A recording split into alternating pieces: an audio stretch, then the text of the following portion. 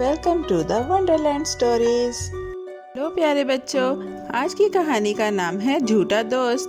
ایک دفعہ کا ذکر ہے، ایک روشن اور ہلکی سرگوشی کرنے والے جنگل میں دو دوست ساتھ چل پڑے۔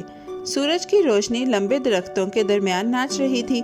ایک دوست چالاک اور چھوٹا تھا، دوسرا پرسکون اور مضبوط تھا۔ وہ پتوں کی نرم چادر پر چل رہے تھے، پرندے ان کے اوپر گا رہے تھے، ہوا میں صنوبر اور جنگلی پھولوں کی خوشبو تھی۔ وہ باتیں کرتے اور ہنستے ہوئے ایک تنگ راستے پر چلتے رہے جو سبز میں گہرا ہوتا گیا۔ وہ تھوڑا آگے چلے اور سادہ باتیں کرتے رہے۔ اچانک ایک دوست نے کہا، اگر کوئی جنگلی جانور آ جائے تو میں بھاگ جاؤں گا۔ وہ مسکرایا، مگر اس کی آواز میں تھوڑی سی فکر مندی تھی۔ دوسرے دوست نے اسے غور سے دیکھا اور جواب دیا، بے شک میں آخر تک تمہارا ساتھ دوں گا۔ دونوں نے یہ بہادر وعدہ سمجھ کر بلند درختوں اور روشن آسمان کے نیچے چلتے رہے۔ وہ چند قدم ہی چلے تھے کہ سامنے ایک بڑا بھورا ریچھ راستے پر آ کھڑا ہوا۔ ریچھ بڑا اور بھاری تھا، وہ آہستہ چل رہا تھا اور ہوا میں سونگھ رہا تھا۔ دوست منجمد ہو کر ٹھہر گئے۔ جنگل جیسے سانس روک بیٹھا۔ سورج کی کرنیں ریچھ کی کھال کو نرم چلتے ہوئے پہاڑ کی طرح چمکدار بنا رہی تھی۔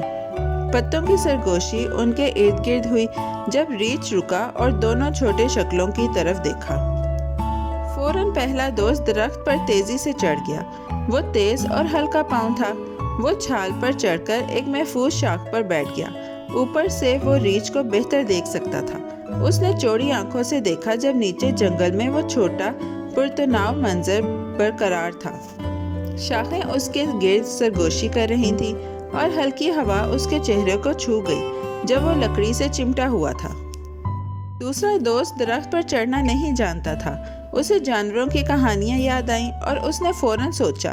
وہ زمین پر بہت دیر تک بالکل آرام سے لیٹ گیا اور اپنی سانس روک لی۔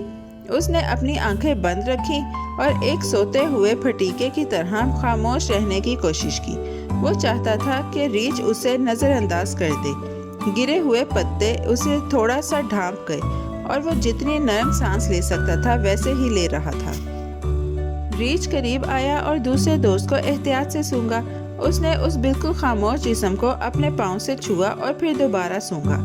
وہ آہستہ آہستہ ادھر ادھر گھوما، یہاں وہاں دیکھتا ہوا، جنگل کی زمین کے چھوٹے حصے کی سونگھتا ہوا۔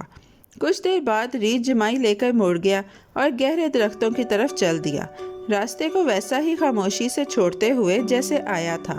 دوستوں نے اس کے قدموں کی نرم آوازیں دور ہوتی سنی۔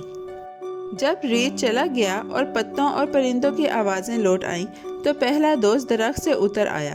اسے سینے میں سکون محسوس ہوا اور اس کی ٹانگیں تھوڑا کانپتی تھیں۔ وہ اس جگہ پر واپس گیا جہاں اس کا دوست زمین پر لیٹا ہو کر سو رہا تھا۔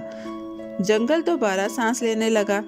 دھوپ نے اس کے گرد پتوں پر چھائیاں بنائیں اور چھوٹے کیڑے گرم ہوا میں حرکت کرنے لگے۔ پہلا دوست جھک کر نرم آواز میں پوچھا، ریچھ نے تم سے کیا کہا؟ اس کی آواز میں تجسس اور تھوڑی شرمندگی تھی۔ وہ جاننا چاہتا تھا کہ آیا ریچھ نے کوئی راز یا انتباہ کہا تھا۔ چھوٹا راستہ بہت پرسکون محسوس ہوا جب دونوں دوست جواب کے لیے انتظار کرنے لگے۔ ایک پرندہ ایک بار چہچہا کر گیا اور پھر چھوٹی کھلی جگہ پھر سے ساکت ہو گئی جب وہ جواب سننے بیٹھے۔ دوسرے دوست نے آنکھیں کھولی اور آہستہ آہستہ بیٹھا۔ اس نے اپنے اس دوست کی طرف دیکھا جو درخت پر چڑھا تھا اور پھر ریچھ کے جانے والے درختوں کی طرف دیکھنے لگا۔ وہ کچھ لمحے سوچا اور اپنے الفاظ احتیاط سے چنے۔ بچے اس کی چھوٹی سانس سن سکتے تھے جب وہ بتانے کے لیے تیار ہوا کہ اس نے کیا سنا تھا۔ پتوں پر پڑتی روشنی ایسے کانپ رہی تھی جیسے اس کے جواب کے انتظار میں ہو۔ پھر دوسرے دوست نے صاف طور پر کہا۔ اس نے پرسکون صاف آواز میں بتایا کہ ریچھ نے اس سے اس خاموش گہرے جنگل کے لمحے میں کیا کہا۔ اس نے وہ خیال دوبارہ دہرایا جیسے یہ ایک سادہ چھوٹی سی بات تھی جو اس دن جنگل نے سکھائی تھی۔ اس کی آواز مستحکم تھی اور الفاظ نرم جنگل کے فضا میں چھوٹے صاف کنکروں کی طرح گر پڑے۔ پہلا دوست حیرت سے دکھ میں بدلتے چہرے کے ساتھ سنتا رہا۔ وہ فوراً بولنے کے بجائے خاموش رہا۔ اس نے اپنے دوست کو دیکھا اور ان کے درمیان ایک عجیب خاموشی چھانے لگی۔ پتے سرسرائے اور چھوٹا راستہ اب لمبا محسوس ہونے لگا۔ دونوں دوست ایک لمحے کے لیے بہت خاموش کھڑے رہے، جنگل میں جو کچھ ہوا اس کے بارے میں اور جو وعدے انہوں نے ایک دوسرے سے کیے تھے اس کے بارے میں سوچتے ہوئے۔ دوسرے نے جواب دیا، ریچھ نے کہا تھا کہ جو آدمی مشکل کے وقت اپنے دوست کو چھوڑ دے وہ دوستی کے قابل نہیں ہوتا۔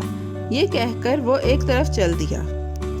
میرے بچوں، کیسی لگی آپ کو یہ کہانی؟ ایسی ہی مزیدار کہانیاں سننے کے لیے ہمارے چینل کو لائک، سبسکرائب اور شیئر کرنا مت بھولیے گا۔ Bye bye.